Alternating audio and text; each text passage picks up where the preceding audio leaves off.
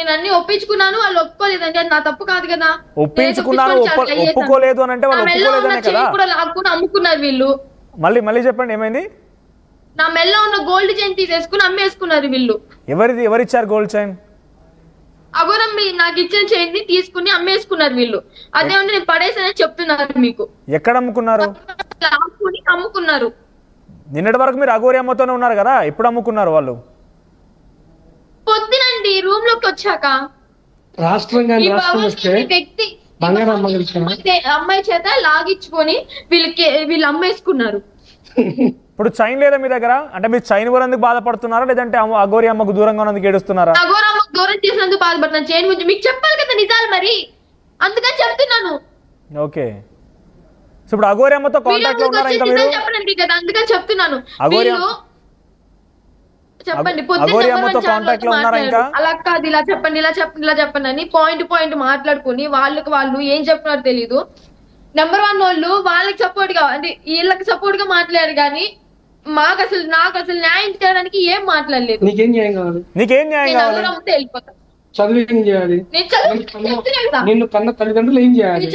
చెప్తున్నా కదా. ఒకసారి విష్ణు మీతో మాట్లాడతా నేను. ఒకసారి వర్షంతో మాట్లాడించండి, మీతో మాట్లాడతా నేను. ఇంకా టైం ఉంది, తీసుకుందాం అవసరం అయితే. వర్షిని, నీకేం న్యాయం కావాలి ఇప్పుడు? నీకేం న్యాయం అడుగుతున్నావు నువ్వు? నేను పెంచిన తల్లిదండ్రులు ఏం కావాలి మరి? ఇన్ని రోజులు నిన్ను పెంచి నిన్ను చాకి నీకు బట్టలు అన్ని అవసరం అన్ని కొనిపించినటువంటి బాప్ వాళ్ళు ఏం కావాలి? అంత బీదరికంలో ఉన్న మీ తండ్రి తల బారుకుంటున్నాడు, గోడకేసి కొట్టుకుంటాడు, చనిపోతే ఎలా? మీ పేరెంట్స్ సంగతి నీకు అవసరం లేదా? మొన్నగాక నిన్న వచ్చిన అఘోరి అమ్మ కావాల్సి వచ్చిందా నీకు? నాకు వద్దండి, నాకు పేరెంట్స్ వద్దు. ఇన్ని రోజులు చాకింది ఎవరు? ఇంత దాన్ని చేసింది ఎవరు? నువ్వు చదువుకుంటే బీటెక్ చదివించింది ఎవరు? బాధ్యత వాళ్ళకు ఉంది కాబట్టి పెంచారు, కన్నారు కాబట్టి పెంచారు, అందుకని పెంచారు కాబట్టి. సో పిల్లల్ని కన్నారు కానీ తలరాత కనలేరు కదా.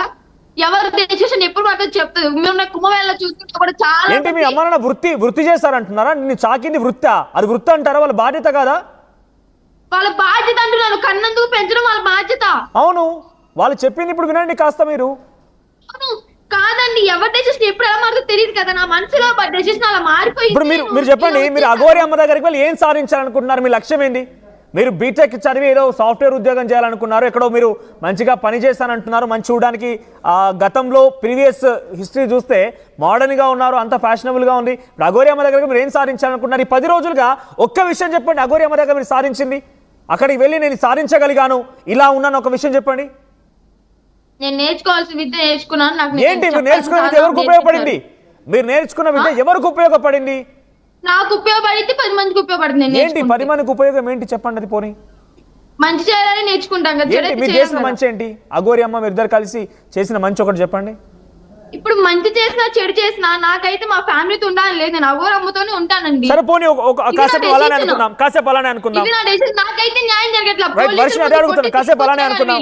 ఎటువంటి న్యాయం అమ్మ వర్షిని, కాసేపు అలానే అనుకుందాం. మీ అమ్మ నాన్న దగ్గర నీకున్న ఇబ్బంది ఏంటి చెప్పండి.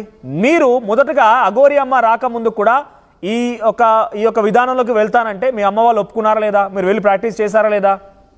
ఒప్పుకున్నారు. మరి ఇప్పుడే వచ్చింది ఏంటి? నీకు వచ్చిన ఇబ్బంది ఏంటి? నీకు నిజంగా తల్లిదండ్రుల దగ్గర వస్తున్నటువంటి ఇబ్బంది గురించి ఒకసారి వివరంగా చెప్పమ్మా. ఎందుకంటే 2 రాష్ట్రాల్లో ఉన్నటువంటి వ్యక్తులు కూడా 2 రాష్ట్రాలు కూడా వర్షిని అని ఒక అమ్మాయి ఇలా వెళ్ళిపోతుందనేటువంటి బాధపడుతున్నారు. ప్రతి తల్లిదండ్రి కూడా నిన్ను ఇలా ఎందుకు చేస్తుంది అమ్మాయిని మా క్వశ్చన్ చేస్తున్న పరిస్థితి కనబడుతోంది.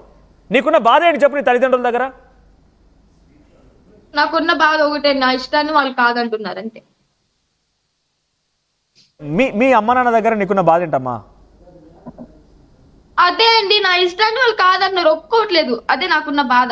నీ ఇష్టాలు అఘోరి అమ్మ దగ్గరికి వెళ్ళడమే కాకుండా నీ తల్లిదండ్రుల దగ్గర ఉండి చేస్తానన్న ఇష్టాలు ఏమైనా వారు కాదన్నారా? అవును, నెలలో 15 రోజులు ఇంటికి ఉంటాను, 15 రోజులు సాధన నేర్చుకుంటా అంటే వాళ్ళు ఒప్పుకోలేదు. ప్లస్ నేను ఎగ్జామ్స్ కి వస్తాను, పండుగలకు వస్తాను, ఏదైనా మన ఇంట్లో ఫంక్షన్ ఉంటే వస్తానంటే దానికి వద్దన్నారు. ఏంటి నువ్వు హాస్టల్ నుంచి ఇంటికి వస్తానంటే వద్దన్నందుకే ఇప్పుడు అఘోరి అమ్మతో వెళ్ళిపోతున్నావా? ఏంటి ఎగ్జామ్లు ఉన్నప్పుడు ఎగ్జామ్లు అయిపోయాక ఇంటికి వస్తాను, పండగలకు వస్తాను, వీటంటికి వస్తానంటే ఇవి కాదన్నారు అన్నందుకే అఘోరి అమ్మతో వెళ్తున్నావా? అవేనా నీకు కావాల్సింది? ఒకసారి విష్ణు వీటన్నికి మీరు యాక్సెప్ట్ చేస్తారా? ఇప్పుడు ఆవిడ చదువుకోకపోయినా లేకపోతే తనకి ఇష్టం వచ్చి చేయడానికి ఖచ్చితంగా ఆశ్రమం ఉందండి. రైట్ ఓకేనా వర్షిని? మీ పేరెంట్స్ మిమ్మల్ని చాకిన విష్ణు కూడా. విష్ణు ఒకసారి తన వైపు చూపించండి. పెంచినందుకు కొట్టాల్సిన బాధ్యత ఉందా ఆయనకి? నిన్ను కొట్టాడా? విష్ణు నిజంగా ఏదేమైనా కూడా అమ్మాయిల పని చేసుకోవడం తప్పు.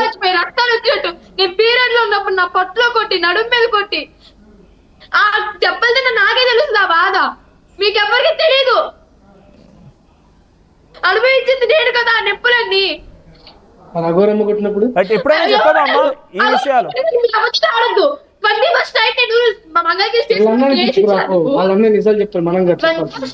మంగళగిరిలో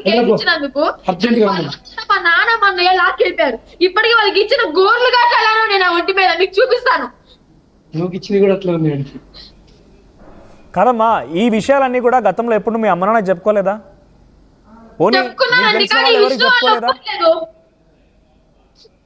వాళ్ళు ఒప్పుకోవడానికి రెడీ ఇప్పుడే. కానీ ఈ విష్ణు అనే దరిద్రం మా ఫ్యామిలీ నుంచి వెళ్ళిపోతే అప్పుడు ఒప్పుకుంటారు. కాదమ్మా, విష్ణు నీ పైన కొట్టాడు ఇలా అని చెప్తున్నావు కదా, ఏ రోజు మీ అమ్మ నాన్న చెప్పుకోలేదా ఇంత దారుణంగా దాడి చేస్తున్నాడని చెప్పి? నిజంగా మా అమ్మని కూడా కొట్టాడండి చాలా. మరి ఫ్యామిలీ మొత్తం ఇలా విష్ణు అనే ఒక వ్యక్తి దాడి చేస్తుంటే మీరు ఏం చేస్తున్నారు? పోలీసుని ఆశ్రయించాల్సింది అప్పుడే, ఇప్పుడు ఎందుకు మాట్లాడుతున్నారు మీరు? మా అమ్మ ఆర్టీ వాళ్ళకి చెప్పిందండి మొన్న, అయితే మేము కొట్టలేదు, ఇంట్లో వాళ్ళు కొట్టుకున్నారని చెప్పాడు. ఇప్పుడు మమ్మల్ని కూడా మార్చేశారు, మమ్మల్ని కూడా కొట్టి మా అమ్మ చేత కూడా అబద్ధాలు చెప్పిస్తున్నారు. మీ అన్న హర్ష ఇక్కడే ఉన్నాడండి, పిల్లనా ఒకసారి అర్జెంట్ రమ్మని చెప్పు. రైట్ వర్షిని, ఇప్పుడు ఎలా ఉంది మీకు? అఘోరి అమ్మ దగ్గర నుంచి పేరెంట్స్ దగ్గరకు వచ్చేసారు. నేను ఇంకా పేరెంట్స్ దగ్గరికి వెళ్ళలేదండి. వీళ్ళు చాకిన వ్యక్తి ఉన్నాడు, మీ అన్న ఉన్నాడు, విష్ణు కూడా మీ అన్న అని చెప్తున్నావు. నువ్వు ఎంత ఇక్కడ చూడండి ఒకసారి, నువ్వు ఇంత ఎందుకు నమ్మకం ఎందుకు లేదు? నన్ను చంపేద్దామని కూడా మాట్లాడుకున్నారు వీళ్ళు, అందుకని నేను నమ్మను. ఏదో హాస్పిటల్ తీసుకెళ్లి డ్రగ్స్ ఇప్పించి వీళ్ళ మాట ఇలా చేసుకుంటారంట. వీళ్ళు మాట్లాడుకున్న మాటలే నేను చెప్తున్నాను. డ్రగ్స్ ఏవో ఇప్పించి ఏదో హాస్పిటల్ గుంటూరు ఏదో వర్షిని నువ్వు చెప్తున్న మాట లైవ్ లో చెప్తున్నావు అమ్మా, మాట్లాడుతున్నా మేము కూడా చూస్తున్నాం. కాబట్టి అంత ఈజీగా నీ పైన ఇంత దారుణానికి ఒడిగడితే కనుక ఎవరు ఉపేక్షించరు. అంత ఈజీ లేదు అక్కడ. నిజంగా నీకు అనుమానం ఉంటే పోలీసులకు చెప్పండి. తీసుకొచ్చిన విషయం మీకు తెలీదు, ఇక్కడ బంధించిన విషయం మీకు తెలీదు. అందుకే మీరు ఎక్కడున్నారని తెలుసుకోవడం కోసం మళ్ళీ మీ కాంటాక్ట్ లోకి వచ్చాం మేము. ఇందాక దాకా మ్యూట్ లో పెట్టాడు, మాట్లాడడం లేదు. రూమ్ నుంచి బయటకు వెళ్ళిపోతుంటే నేను అడ్డం పడ్డా అని చెప్పి మీ చేత మాట్లాడిస్తున్నాడు. చెప్పండి, ఏం చెప్పాలనుకున్నారు? మీ ఆర్టీ వాళ్ళు వచ్చారని చెప్పి ఏడిపిస్తున్నారు నన్ను ఇక్కడ. ఏం చెప్పాలనుకున్నారు చెప్పండి. నేనైతే మా ఫ్యామిలీ చూడాలనిపిస్తే వస్తానండి. నేనైతే అఘోరమ్మతోనే ఉంటాను నా ప్రాణం పోయేంత వరకు. ఇప్పుడు వీళ్ళని తీసుకెళ్లి ఏం చేసినా గానీ నా ప్రాణం అయితే తీసుకుంటా గానీ నేను వింటాను, మీ మాటలన్నీ వింటాను. డెఫినెట్ గా అందరూ చూస్తున్నారు కాబట్టి మీ మాటలు వింటా నేను. ఒకసారి నాకు చెప్పండి, మీరు సుమారుగా 1 week to 10 days అఘోరి అమ్మతో ట్రావెల్ చేశారు కదా, ఎక్కడ తిన్నారు తిండి? సోమనాథ్ టెంపుల్ కి వెళ్ళాం, జ్యోతిర్లింగానికి, ఓంకారేశ్వర్ ఉజ్జయిన్ వెళ్ళాము. ఓంకారేశ్వర్ వెళ్తుంటే ఎన్ని రోజులు ఉన్నారు? కార్లో తిన్నాము.